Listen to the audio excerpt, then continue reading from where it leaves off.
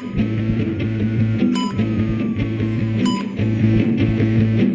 é o Sinepcast, o podcast oficial do Sindicato dos Médicos de Pernambuco.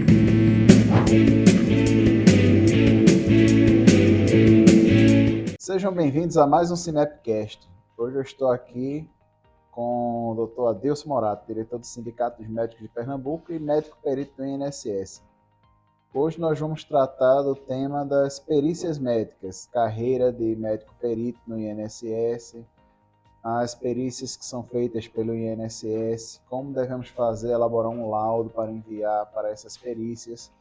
E seja bem-vindo, Adilson, ao nosso Sinepcast. Boa tarde, Rodrigo.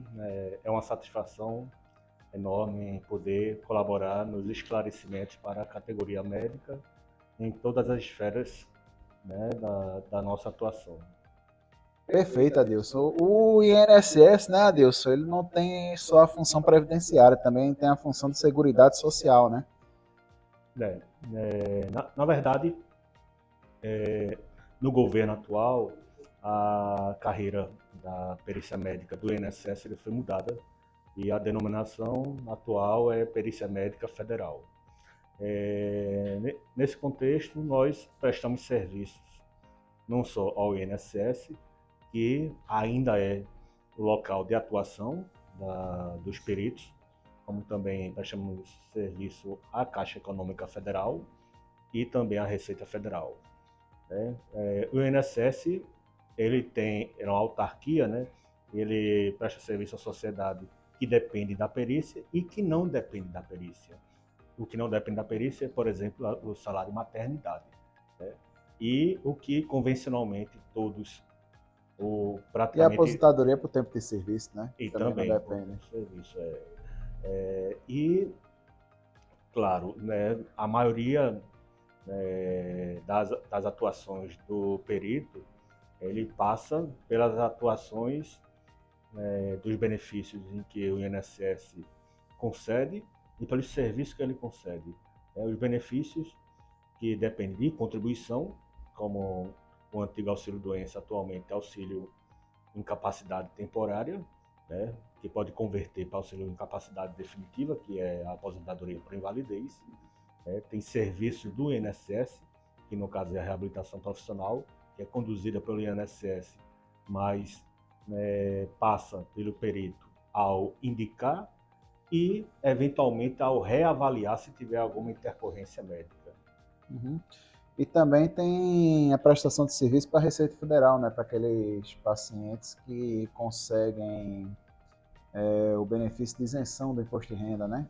Justamente para quem é aposentado por invalidez e, de acordo com a relação de listas de doenças que isentam, né, o imposto de renda, então ele tem a opção de ter o laudo do médico do SUS ou do médico do INSS, atualmente do médico da Perícia Médica Federal. Nós prestamos esse serviço através, né, do sistema próprio e aí, né, nesse caso, o requerente ele vai pleitear e, se tiver tudo nos conformes, será concedido. O senhor poderia dar um exemplo, doutor Adilson, das doenças que dão direito à isenção do imposto de renda e ao saque do FGTS? Pronto, né, tem uma coisa bem interessante e um exemplo. Para o saque do FGTS,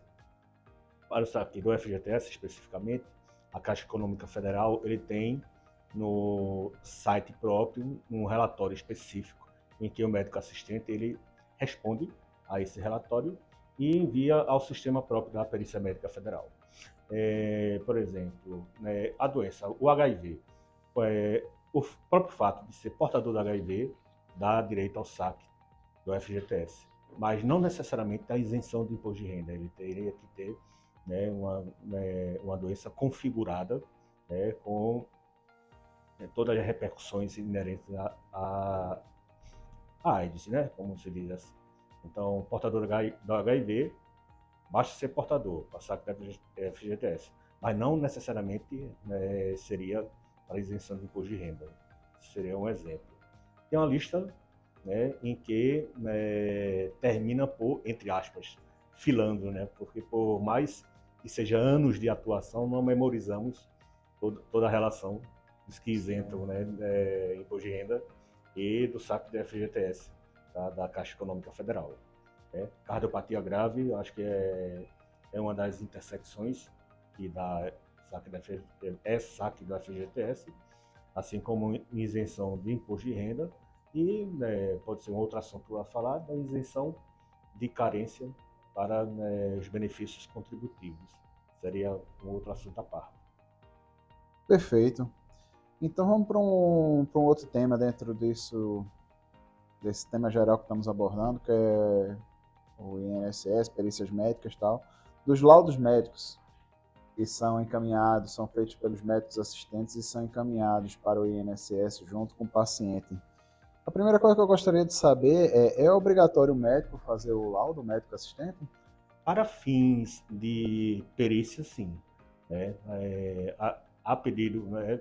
Porque né, tem uma resolução do CFM que versa sobre atestado médico, em que ele praticamente orienta, aconselha a emissão de atestado de uma forma geral e uma outra parte especificamente para fins de perícia.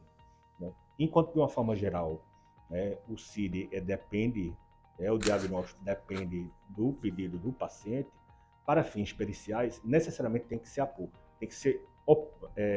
colocar o diagnóstico, porque é importante para saber o esclarecimento de como se encontra, né, o paciente, né, e assim como a previsão de recuperação para a doença ou o transtorno da saúde que eventualmente aquela pessoa esteja, né?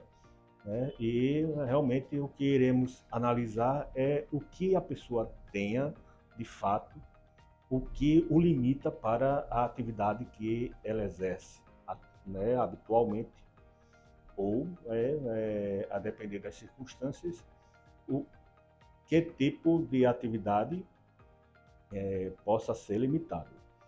Um exemplo, por exemplo, né, o infarto agudo do miocárdio, operado, enfim, em médias de recuperação, isso até em consensos de cardiologia, se coloca 60 dias de recuperação. Né? Mas entendemos de que 60 dias seja suficiente para quem exerce uma atividade administrativa, uma atividade que não demande de um grande esforço físico. Então entendemos de que possa necessitar de um pouquinho mais de prazo para que a pessoa que seja estivador, gari, um grande esforço físico, possa necessitar de maior prazo. Perfeito. Então, nesse laudo, Adilson, nós temos que colocar o nome do paciente, o diagnóstico com o CID, a história da doença e também temos que colocar nesse laudo médico a perspectiva de tempo que o paciente necessita ser afastado? Isso. É interessante. O tempo de repouso para com a doença específica, o tratamento proposto. Né?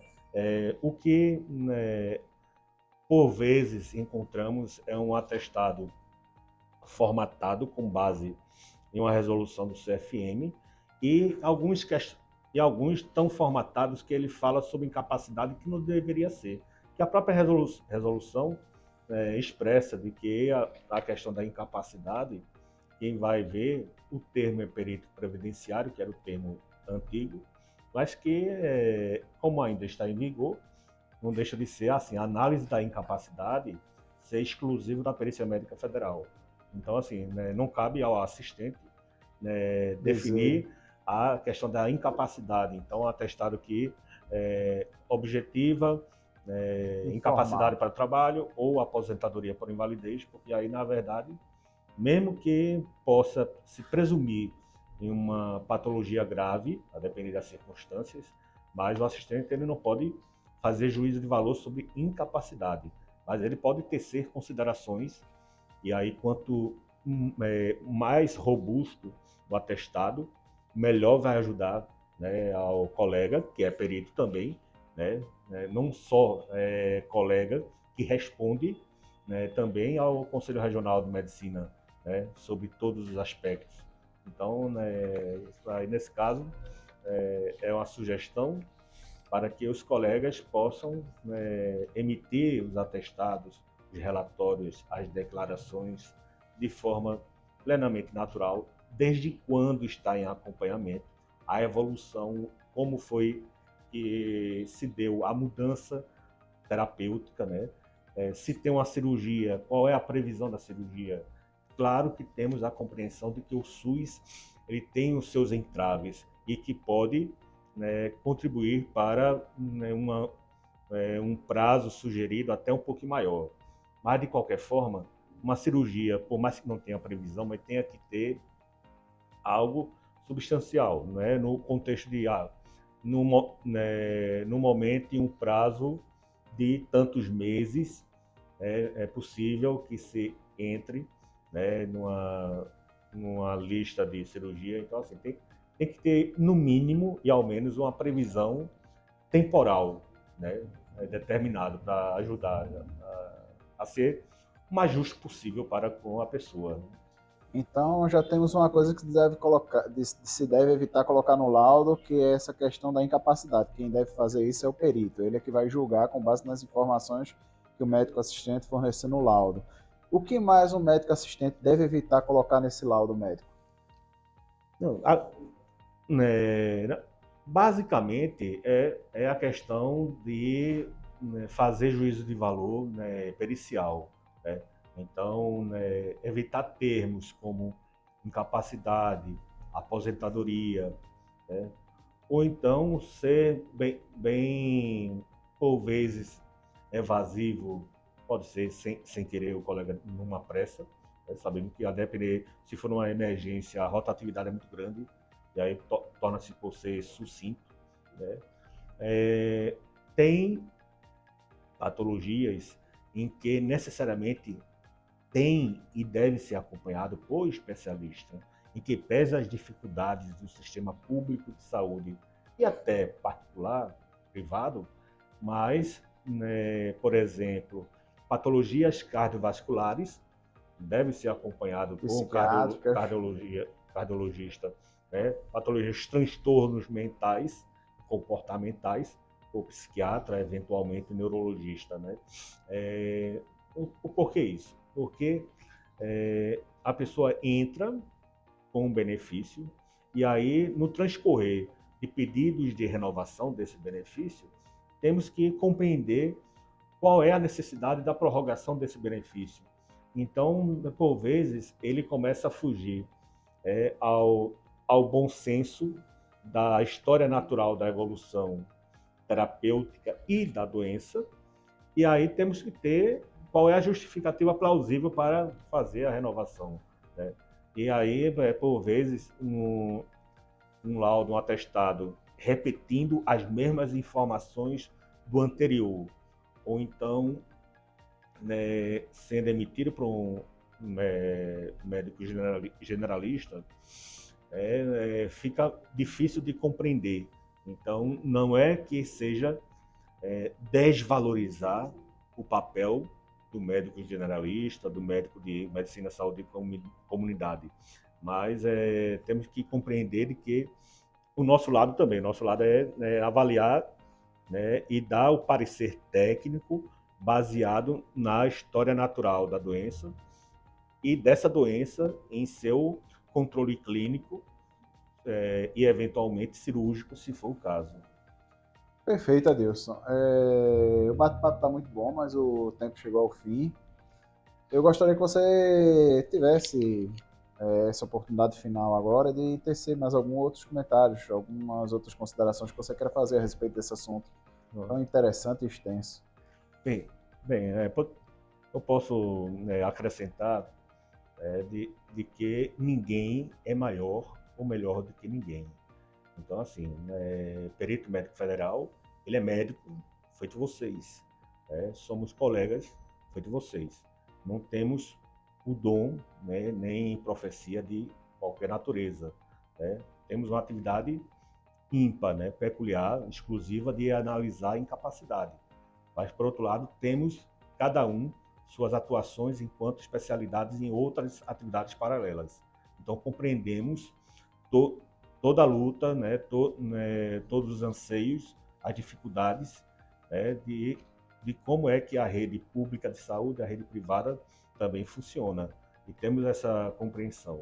Mas temos que ter a cooperação dos colegas para conosco em fazer um atestado o mais completo possível para ajudar não só ao colega perito, mas principalmente ao paciente, que é o principal, que é o principal responsável, o principal interessado na resolução da saúde dele, enquanto na assistência, e em relação ao benefício enquanto, né, segurado da Previdência Social. Obrigado a Deus pelo comparecimento a esse Obrigado. Cinepcast. Gostaria de agradecer a você, agradecer aos colegas que estão aqui nos escutando e nos vendo no nosso Cinepcast. E é isso, pessoal. Muita atenção quando forem fazer os seus laudos médicos. Evitem definir aquela condição, aquela patologia daquele paciente como incapacitante. Isso você deixa para o médico perito. E gostaria de agradecer a vocês e lembrar sempre a vocês que um sindicato forte é um sindicato de lutas. Um abraço, até a próxima.